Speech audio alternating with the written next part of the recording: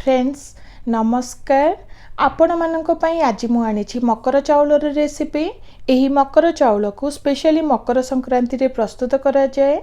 निश्चित ट्राए करिवे देखंतु देखिबा को जेमिति खाइबा पई मध्य बहुत सुआदिया। आशा करुछि आपण मानक पसंद आसीबो। जदि भल लागे गोटे लाइक करि देबे।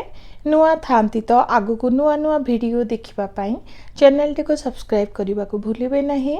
तो चलंतु आज ही रेसिपी टी को स्टार्ट करिबा। मकर चाउल पई इठी मु अरुआ चाउल को नहीं गोटे कप हेबो। अरुआ चाउल को प्राय 4 रु 5 घंटा पई बतुरी रखिथिली। भल भाबरे बतुरी जाइछे। एबे गोटे ब्लेंडर को काढी नबा। फ्रेंड्स सब बळे मने रखिबे अरुआ चाउल को ही यूज करिवे।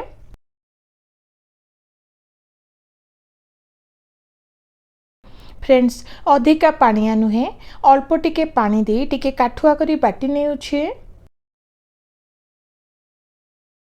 फ्रेंड्स देखंतु टिके खदरिया करी बाटी नेले एही परी ही रहिबा दरकार।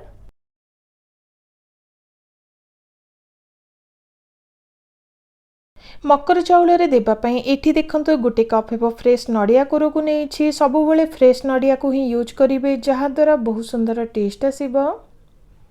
ता सहित देखंतु अल्प टिके गोलमरीच और अलैच को गुंड करी नेछि जहा द्वारा टिके राग राग टेस्ट आसी थाए।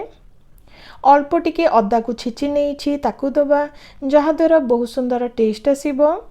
टेस्ट हिसाब रे एठी मु प्राय 2 रु 3 चमच हेबो चीनी को देछि। एठी आपण माने गुड़ को मध्य देई परिबे। एबे चाउल बटा को देई दबा।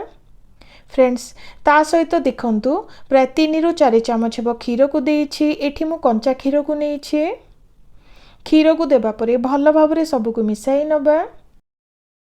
फ्रेंड्स एही मकर चाउल को स्पेशली मकर संक्रांति रे प्रस्तुत करा जाए। सेमिति मध्य बनाई परिबे बहुत सुंदर टेस्ट आसी थाए। एबे सेथरे फल को दबा। एठी देखंतु डालिंब नाशपाती और कदली को एही परी छोटिया छोटिया खंड रे काटी नेछि। किछि पिस्ता और किशमिश को नेछि। एबे सेथरे फल मूल को दबा।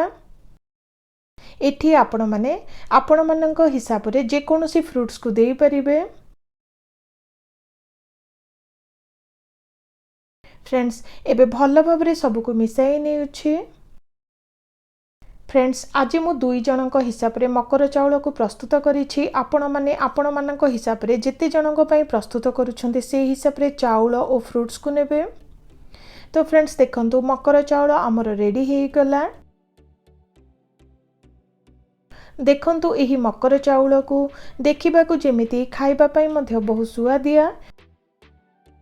निश्चित ट्राए करिवे। केमिति लागिले निश्चित शेयर करिवे। जदि नुआ थांती आगु को नुआ नुआ वीडियो देखिबा पई चैनल टी को सब्सक्राइब करिबा को भूलिबे नहीं। रहुछि नमस्कार।